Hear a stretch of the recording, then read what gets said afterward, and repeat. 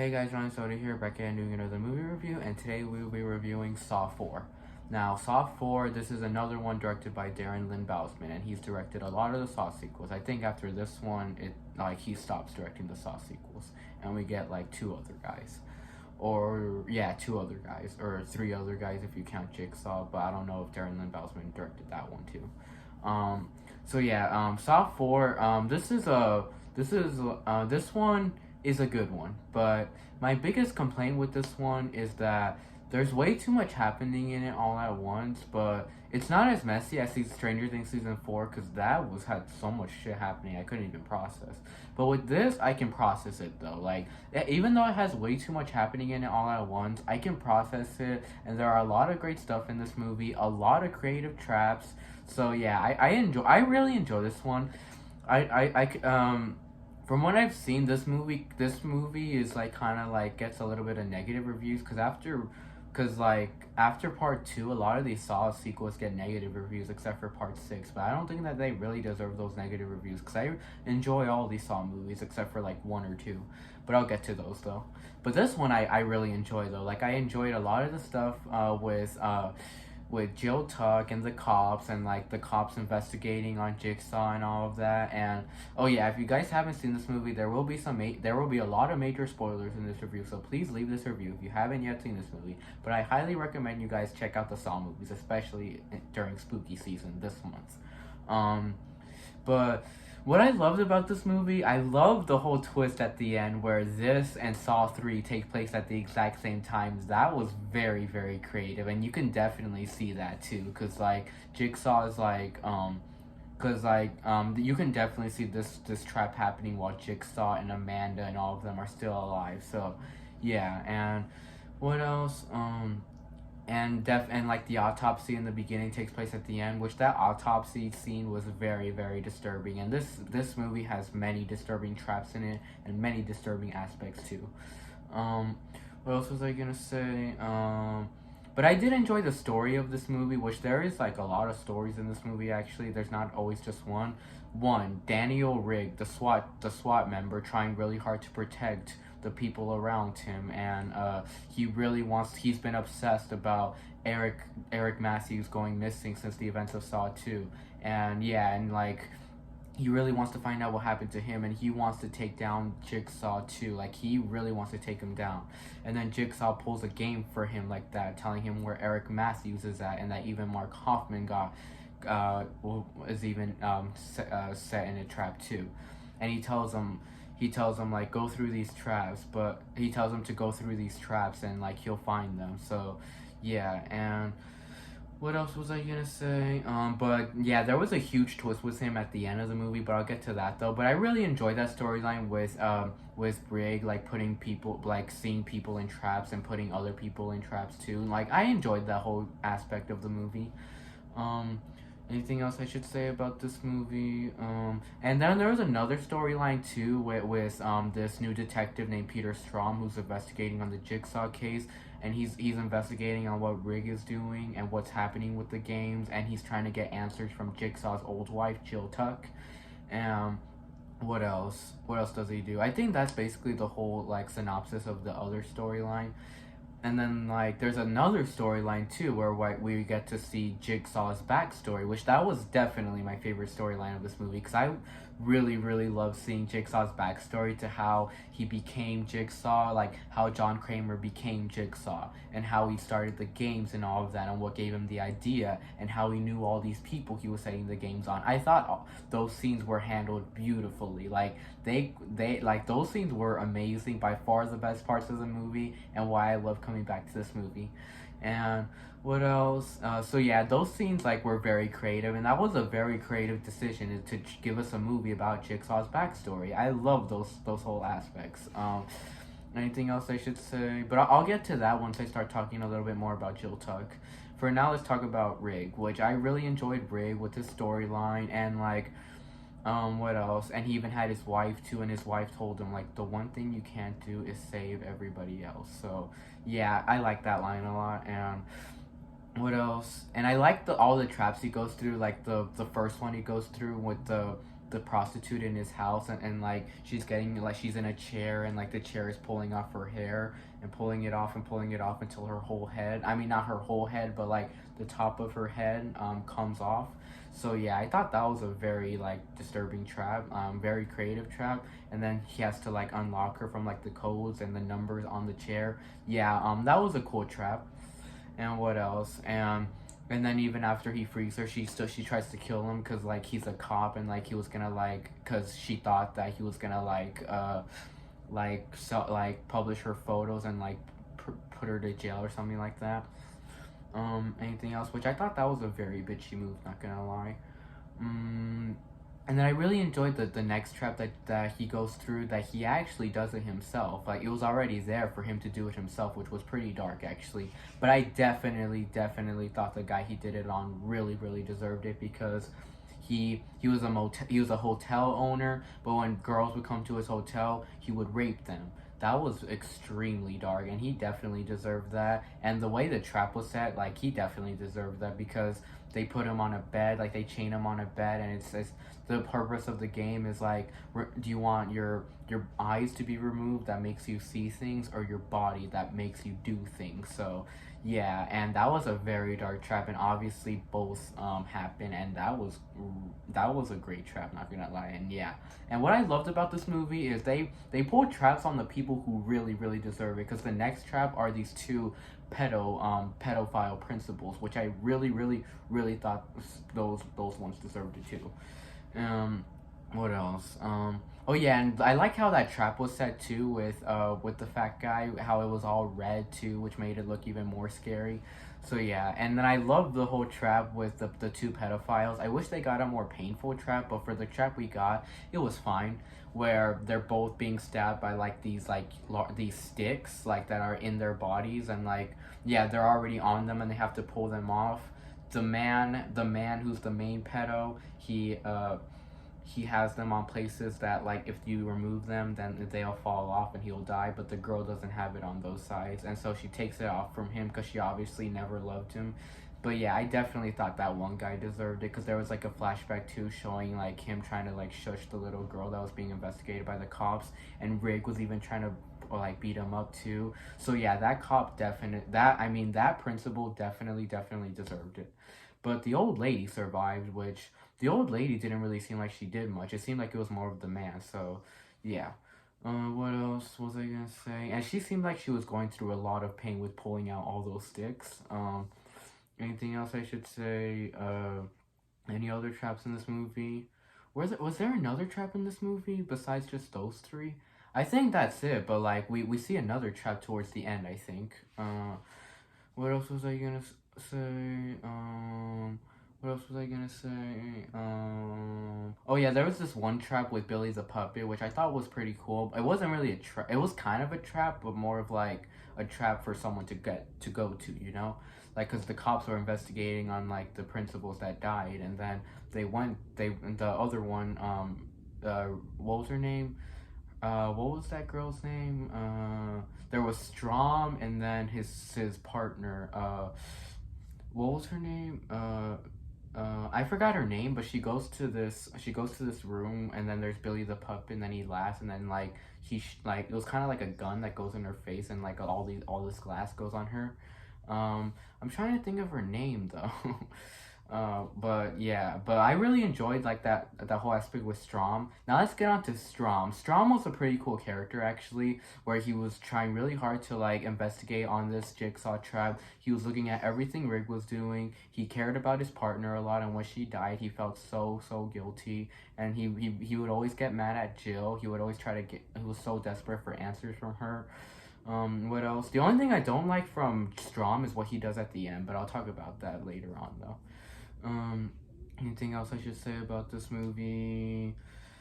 Any other characters in this movie? I don't think there's any other major characters besides Jill Tuck. But I kind of wanted to talk about someone else before I talked about Jill Tuck. Oh yeah, there is another villain in this movie too who kind of resembles Zepp in a way. It's Art Blank, which Art Blank, at first we think he's the accomplice of Jigsaw, because this movie like revolved around finding out who the other accomplice of Jigsaw is, because in in the because in the beginning of the movie they said that Detective Young or whatever her name was, like, or like I forgot her name, like Detective something, the one that died from the acid and the angel trap from the previous. They said that John Kramer and Amanda Young could not lift up that girl because like they weighed a lot less than she did. So obviously someone else could have been helping her out. And then like at first we think Art Blank is the accomplice, but he's actually not. But like all the scenes with him were pretty cool. How he was just set to do this trap because he was Jigsaw's lawyer and he would always like give people less time in jail. But I really enjoyed his storyline though. How he kept Matthews and Hoffman hostage, and he was making sure they weren't breaking the game because like if they break the rules of the game, then that means he dies. So yeah, that was a pretty interesting storyline, and he had a really interesting story how he was Jigsaw's lawyer too, and he would always come to him whenever he was down. Like he was his sort of his friend too, and the fact that his friend set him on a death trap was pretty dark. So yeah, I enjoyed that whole aspect with Art Blank. Okay, so now let's talk about Jill Tuck, which Jill Tuck was a great character. The first time we got introduced to her was Saw 3, but this is the first time we fully see her character, which Jill Tuck is like one of the best characters of the series. And I really liked her whole storyline with her like her husband is like a serial killer and all of that, and like people keep bullying on her for that, which was pretty sad. I mean, they don't bully her for it. They're just weirded out by her that girl's her that the serial killer is her husband. So yeah. But I really enjoyed all the scenes where she was remembering her past with Jigsaw. Let's get more deep into those scenes because I really enjoyed how Jigsaw, or John, let me call him John Kramer for now. John, he was trying to open this company called Gideon, and it was basically gonna be like making things or something like that, like making sculptures. Like that's what he was gonna do. And he even named it Gideon after his unborn son. He was even gonna have like a little son with Jill Tuck too, and she was pregnant. And they opened the business together. And Jill Tuck had another, like, she worked somewhere else too. Like she worked in this healthcare place for drug addicts.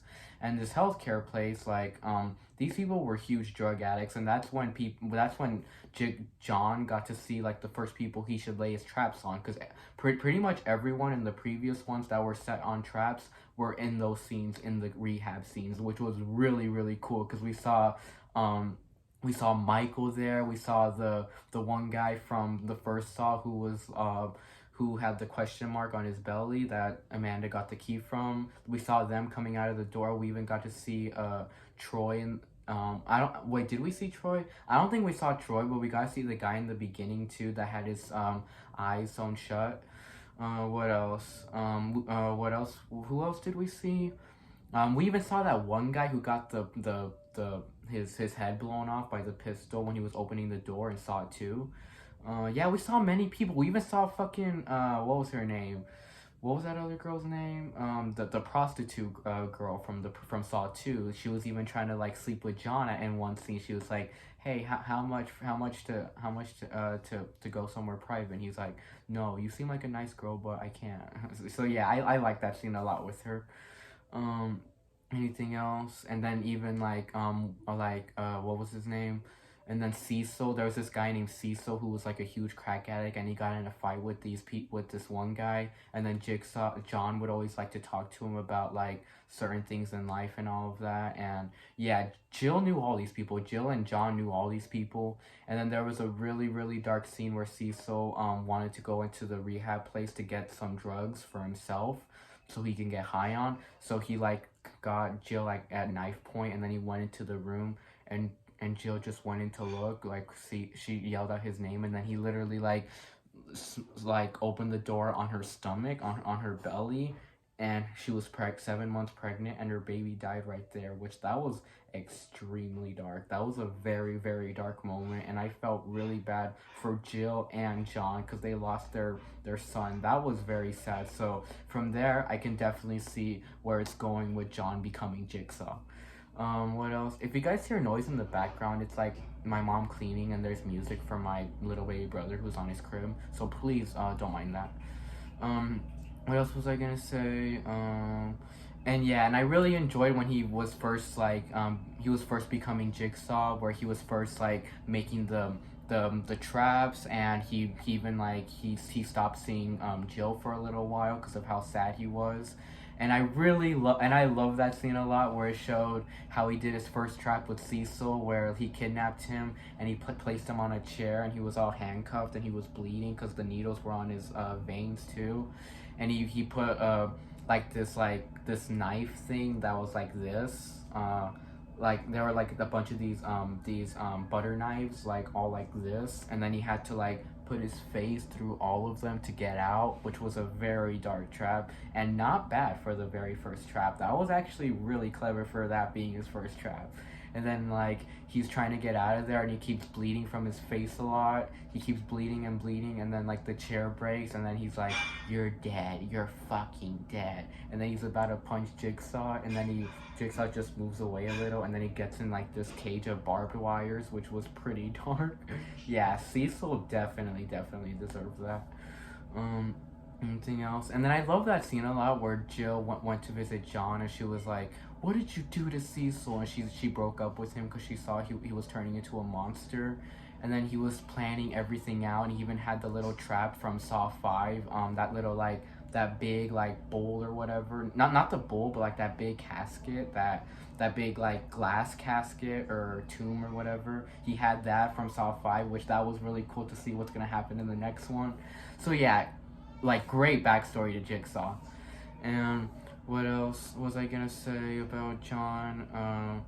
Yeah, but Jill, she was great though. Like I really enjoyed Jill a lot. And any other traps in this movie I should talk about? Oh yeah, that trap in the beginning with the sew shut mouths, eyes and the mouths was very dark, because it's like, yeah, you cannot communicate at all without your eyes or mouth. So that was dark, and the only way to get out of there was to just kill the other man. Very dark trap. And Art Blank killed the other guy by like stabbing, by like socking him in the head with like this metal hammer like so many times, and then he's able to take the stitches out of his mouth.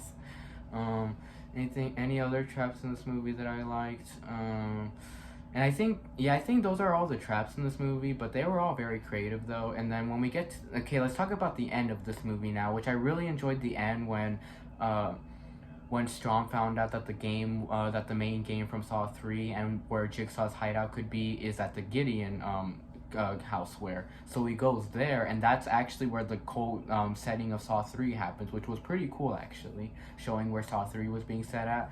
And so he goes there, and Rig goes there too, and then like they're trying to like go to somewhere, and then we even see fucking what's his name, Jeff from Saw 3, and that was really cool seeing what happens to Jeff. So like it shows what happens in Saw 3, and then Strom goes into the place where Jeff was like screaming because like he was so much in shock that his wife died, and his daughter was being held hostage, and then he was like, "Where is my daughter?" And he's about to shoot Strom, but then Strom shoots him, and then he dies right there, which that was the one thing that I did not like from Strom, because why did Jeff die like that? That was so like, he died like in such vain. So yeah, and Jeff was such a cool character in the previous one, so yeah, it was kind of sad when Jeff died here.